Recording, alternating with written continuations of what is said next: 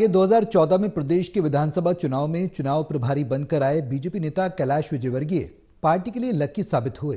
तब प्रदेश में पहली बार अपने बूते पर बीजेपी की सरकार बनी। अब फिर मिशन 2024 का बड़ा लक्ष्य लेकर कैलाश विजयवर्गीय ने हरियाणा का रुख किया है। उन्होंने 4 लोकसभा सीटों की मीटिंग लेने के बाद पानीपत में करनाल लोकसभा प्रबुद्ध नागरिक सम्मेलन को संबोधित किया।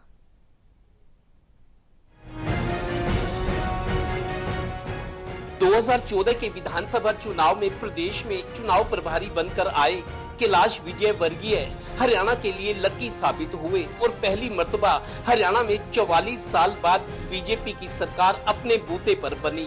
2019 में जेजेपी के साथ गठबंधन करके फिर सरकार बनी। अब मिशन 2024 और मोदी जी के लिए प्रदेश की 10 लोकसभा सीटें जीतने के लिए मध्य प्रदेश के कैबिनेट मंत्री कैलाश विजयवर्गीय ने फिर हरियाणा का रुख किया है। अंबाला, कुरुक्षेत्र, करनाल और सोनीपत की 4 लोकसभा सीटों के क्लस्टर की कुरुक्षेत्र में मीटिंग लेने के बाद बीजेपी के इस शानदार संगठक ने करनाल लोकसभा के प्रबुद्ध नागरिक सम्मेलन को संबोधित किया। सम्मेलन में पानीपत के हर क्षेत्र की करीब मौजूद थी। ऑडिटोरियम में पिन ड्रॉप साइलेंस। यदि देश का नेतृत्व करने वाला व्यक्ति व्यक्तिगत संबंधों के आधार पर निर्णय करेगा तो इस देश के अंदर धारा 370 लगानी पड़ेगी। यदि देश हित में निर्णय करता तो शायद धारा 370 नहीं लगती। गौरतलब है कि सियासी रणनीति और चुनावी रणनीति में माहिर कैलाश विजयवर्गीय ने सम्मेलन में कहा कि मैं जानता हूं कि मेरे सामने कुछ सौ लोगों की भीड़ 10 लाख लोगों की भीड़ के बराबर है, क्योंकि आप प्रबुद्ध वर्ग से आते हो। क्या आप इस बात से सहमत है कि नहीं सहमत? सहमत हैं? दुनिया के अंदर भारत का मान बढ़ा।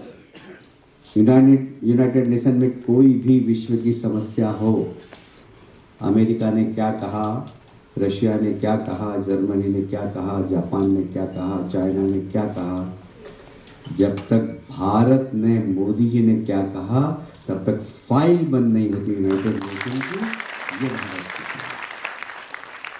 करीब 40 मिनट के अपने संबोधन में कैलाश विजयवर्गीय ने खुलकर कहा कि मैं ये नहीं कहता कि आप बीजेपी के झंडे उठा लो या बीजेपी को ही वोट करना, पर मैं ये जरूर चाहूंगा कि आप मोदी सरकार की तुलना कांग्रेस सरकार से जरूर कर लेना।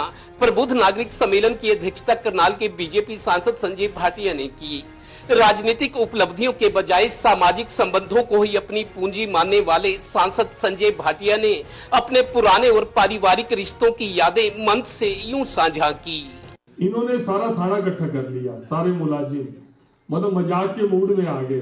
कहता भाई ये पहला आदमी देखा है, लोग थाने में आके देते हैं ये क्या रहे। कहता इसने फोन करता है, एक तो इसकी बंगार बहुत है, मतलब जो फोन करता आना जाना तो कुछ है नहीं। अब पता नहीं आपको बात याद है कि नहीं याद है, लेकिन मेरे को याद है। तो इन्होंने बड़ा हंसी मजाक भी करा, लेकिन मेरी मदद भी करी।